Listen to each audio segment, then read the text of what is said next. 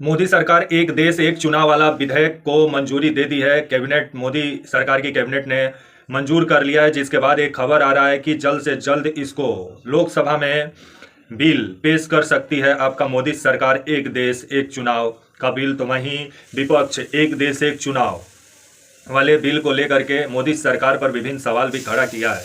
आइए पूरी खबर समझाएंगे। नमस्कार, मेरा नाम विश्वजीत कुमार और आप देख रहे हैं वाक फॉर इंडिया न्यूज।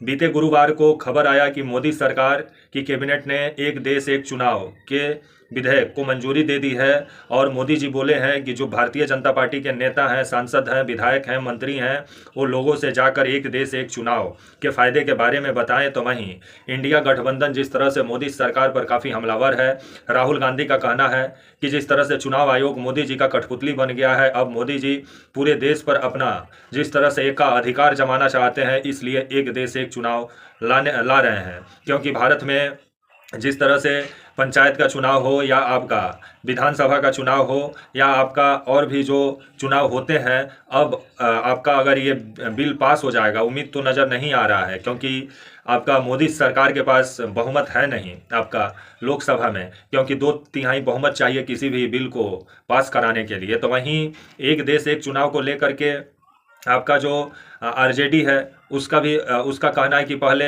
एक देश एक शिक्षा लेके मोदी जी आए।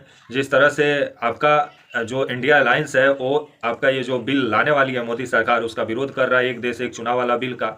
और इंडिया गठबंधन का कहना, राहुल गांधी का कहना है कि मोदी सरकार जिस तरह से तानाशाही रवैया अपना रही है और एक देश और एक चुनाव इसलिए कराना चाहती है ताकि भारत में मोदी जी अपना तानाशाही को, साम्राज्य को बढ़ा सकें। जिस तरह से विपक्ष मोदी सरकार पर इस बिल को लेकर के काफ़ी हमलावर है, तो वहीं इंडिया गठबंधन का ये भी कहना है कि एक देश एक चुनाव की मोदी जी बात कर रहे हैं, लेकिन एक देश और एक दिन में एग्ज़ाम कराने की क्यों नहीं करा पा रहे हैं। जो आपका जो शिक्षा है, शिक्षा में जो समानता नहीं है, उसको पहले शिक्षा में समानता लाएं। जो महंगाई, बेरोजगारी जैसे विभिन्न मुद्दा है, उसको छोड़ के जिस तरह से मोदी सरकार जनता को गुमराह करने का काम कर रही है, क्योंकि एक देश एक चुनाव सही नहीं है। क्योंकि भारत में अलग अलग राज्यों में अलग अलग मुद्दे पर वोट होते हैं। केंद्र का जब प्रधानमंत्री का जब चुनाव होता है तो उस समय का मुद्दा कुछ और होता है, जब विधानसभा का चुनाव होता है तो उस समय का मुद्दा कुछ और होता है, विपक्ष का कहना है। और मोदी सरकार जिस तरह से क्षेत्रीय पार्टियों को ख़त्म करना चाहती है, इस वजह से एक देश एक चुनाव लाने जा रही है।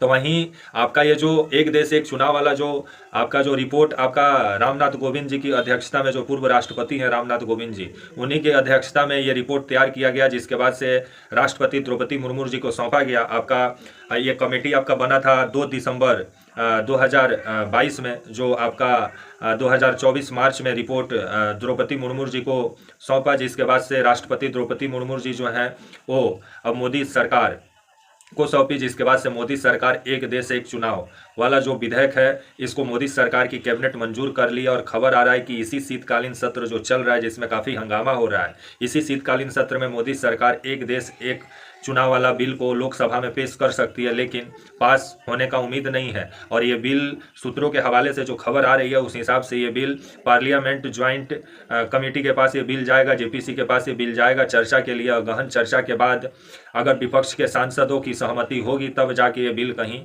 पास हो सकता है। लेकिन देश में एक माहौल बनाने के लिए मोदी सरकार एक देश एक चुनाव वाला बिल कहीं इसी शीतकालीन सत्र में संसद की पटल पे रख सकती है, लेकिन ये पास होने का उम्मीद कम नज़र आता है। क्योंकि कोई भी बिल को पास कराने के लिए 2/3 बहुमत चाहिए, जो मोदी सरकार के पास है नहीं। क्योंकि मोदी सरकार खुद बहुमत में नहीं है, खुद आपके जो नीतीश कुमार हैं और जो आपके चंद्रबाबू नायडू हैं, उनके सहारे मोदी जी चल रहे हैं।